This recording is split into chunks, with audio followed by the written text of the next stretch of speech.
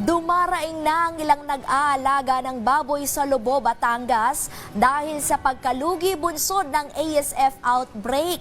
Tiniyak naman ng Agriculture Department ang pagdating ng mga bakuna ngayong Setyembre. Si Benji Durango sa sentro ng balita.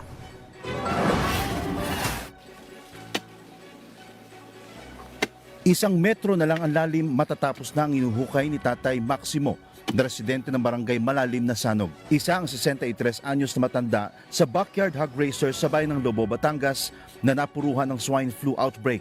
Sa hukay na ito, ibabaon ni Tatay Maximo ang kanyang pangarap na maayos na buhay. Tay, ilan na po ang baboy na alaga ninyo na naililibing ninyo? Aba, yan lahat po ay mahigit na 30, dadalo ng tira. So 28 na nalilibing ninyo? Mm.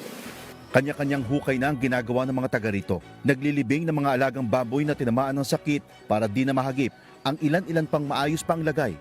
Mahigit 100 baboy na ang namamatay sa buong barangay. Bukod dyan sa hinuhukay ni Tatay ay actually itong mismong kinakatayuan ko, lahat ito may laman na sa ilalim ng mga namatay, mga buhay pa na baboy na inilibing na nila dahil lahat sila ay infected na nitong swine flu. Tulad ng isang ito, mapula ng balat at mata, nangihina na. Kapitan, paano ba malalaman na kapag ang isang baboy ay infected na ng swine flu o hindi? Yan po ay talaga ang isang baboy nanghihina at hindi na po kakain. 4 na araw na lang itatagal ang tulad niyan. Kapag nakitaan na ng mga senyales, ihiwalay na sila sa karamihan, ililibing sa mga hukay na ito para hindi makahawa. Ngayong araw, 5 ang ililibing ni Tatay Maximo sa hukay na kanyang ginagawa. Ang lahat ng kanyang pagod, hirap at daang libong pisong puhunan sa 32 niyang alagang baboy, ibabaon na lang niya sa limot. Tay, pwede bang malaman kung anong nararamdaman mo habang naglilibing ka ng mga alaga mong baboy? Talagang malungkot, talagang nakakapaluha.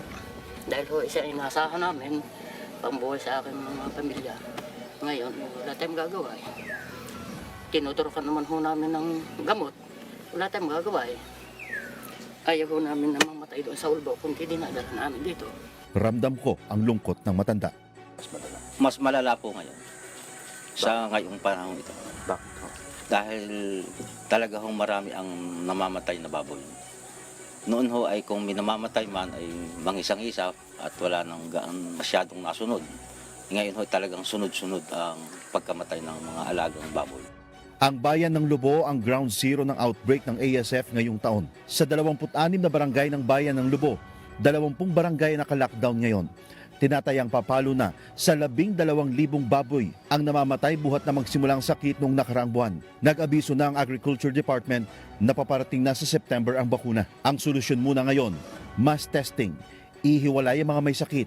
Ibebenta sa labas ng bayan ang wala. Pero kung sa bayan ng Rosario, Batangas, nakakapagbenta pa ng baboy sa labas, dito sa Lobo, bawal na. Ay ang sabi nga po ay lockdown. Kaya wala po kaming magawa.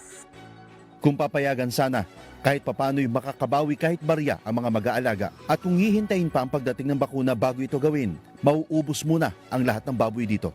Sana kung matest na negative sa ASF yung kanilang mga alagang baboy, payagan sila na mailabas at maibenta sa labas ng bayan ng Lobo ang kanilang mga alaga para kung kahit papaano ay makabawi sila dun sa puhunan na kanilang inilaan dun sa pag-aalaga ng baboy. Paliwanag ng LGU, kailangan munang malift ang deklarasyon ng red zone sa Lobo para payagan ng mga baboy at karne nito na makalabas ng bayan.